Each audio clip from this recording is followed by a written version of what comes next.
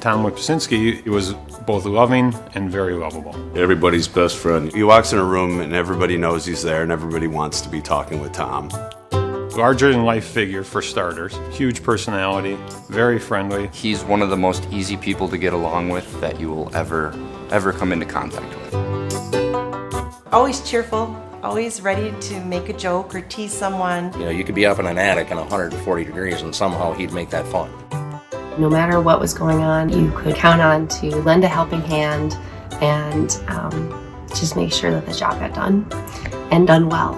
I mean, that was what got him so excited about getting up in the mornings. What project are we going to work on today and how are we going to solve it? The company was started in '54 by a gentleman named Tom Smith, who happened to be my step-grandpa. He hired a few more people, and then my dad joined in, I think, the early '80s, and pretty much kind of was Tom's second man all the way through. He started thinking about, wanting to see how he could, be involved in the succession, and got together with Fred, our brother-in-law, and my stepson, Paul, and between the three of them, then they were able to purchase the business. Most people would say why he's so successful or was so successful was because he was a hell of a salesman. He actually, in reality, wasn't a salesman. He was a teacher. He would simply listen to customers, become friends with them, and let them know what options were available for what fit their bill and let them pick what they wanted. No high-pressure sales at all.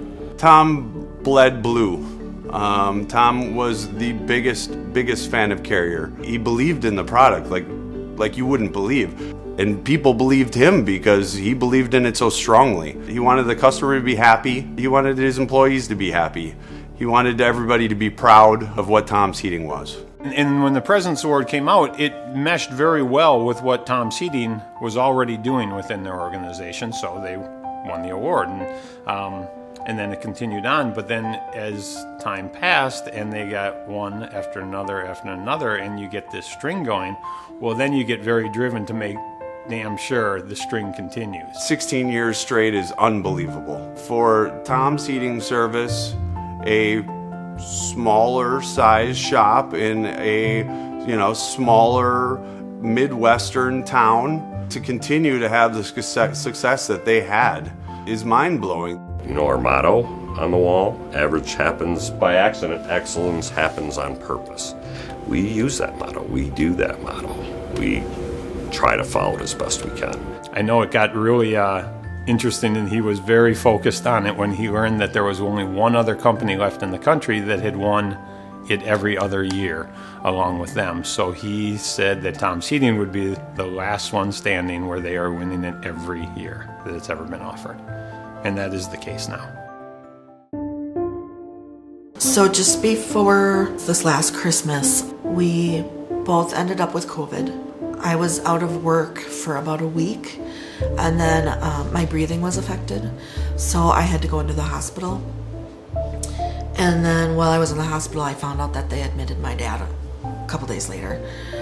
And then he had, I think, complications. I think he had a kidney stone at one point, and that might have damaged his kidney a little bit. We both started to decline, and then we were both put on ventilators.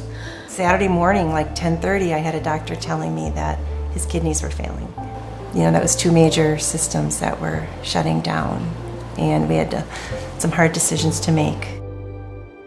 So that Sunday, we decided to go with comfort care, hospice care for him, and he passed very peacefully that Sunday, which was January 9th. It just happened very fast. Caught us all off guard. None of us thought Tom would have passed away from this.